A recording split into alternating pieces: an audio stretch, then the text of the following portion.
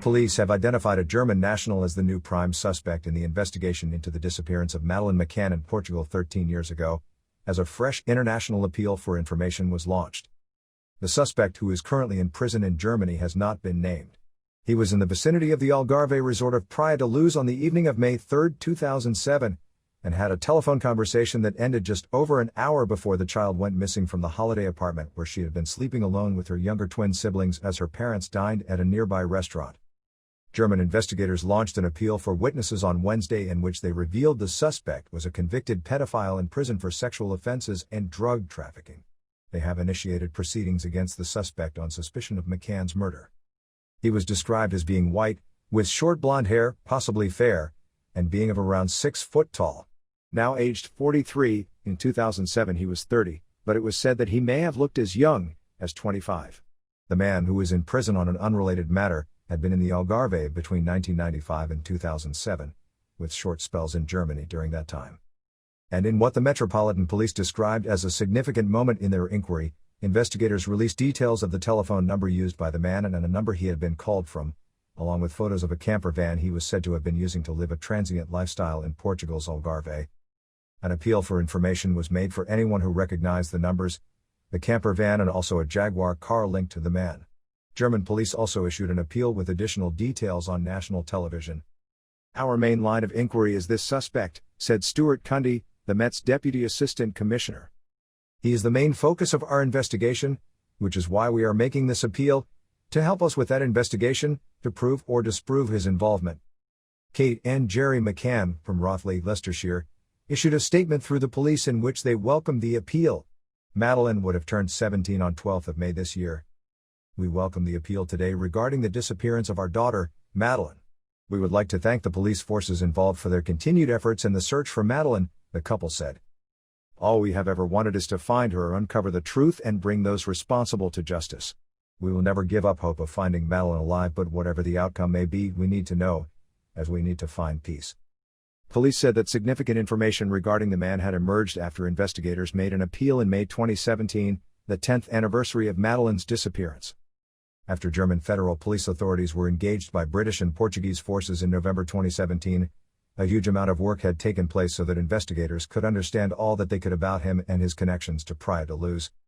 Images were released of a distinctive VW-T3 Westfalia camper van, an early 1980s model with white upper body and a yellow skirting, and a Portuguese registration plate, as well as a 1993 Jaguar car that was registered in Germany. On May 4, 2007, the day after Madeleine's disappearance, the suspect got the car re-registered in Germany under someone else's name at a time when police believed the car was still in Portugal. They want information from anyone who may have seen both vehicles, which have been seized and are in the possession of police in Germany. In what was described as an unusual action, police released the details of 2 Portuguese mobile phone numbers. Members of the public are being asked if they recognized one of them, +351 912 730 680, which was used by the suspect, or if they had stored it in their contacts. It was called by someone else from the number +351 916 510 683 on the night of Madeleine's disappearance at 7:32 p.m. for a conversation that finished shortly after 8 p.m. "We are not saying the person making that call is a suspect in this case.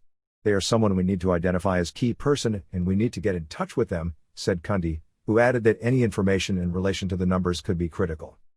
"Some people would know the man who the police were describing," he said, appealing to them directly. "You may be aware of some of the things he has done.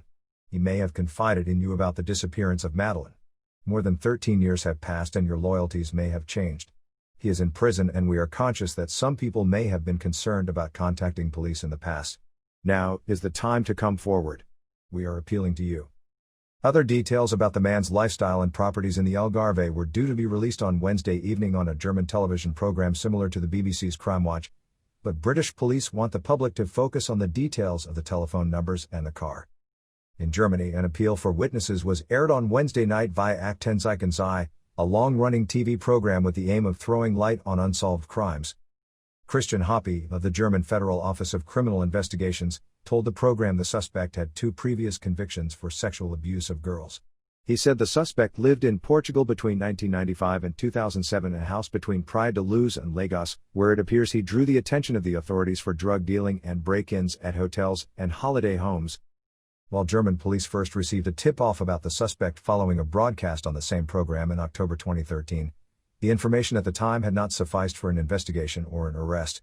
On the 10th anniversary of Madeleine's disappearance in 2017, Hoppe said police had received a tip-off about the same suspect but still required further testimonies. Unlike the German murder inquiry, the Met investigation is still being treated as a missing persons investigation. Cundy said police did not have definitive evidence as to whether Madeleine was alive or dead. More than £11 million has been spent on the British investigation, known as Operation Grange. Its funding, which was formed at the request of David Cameron's government in 2011 after a plea from Madeleine's parents, is regularly reviewed.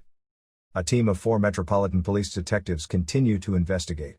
Their investigation has looked at more than 600 people who they believe or believed may be significant, and in 2013 4 male suspects were identified.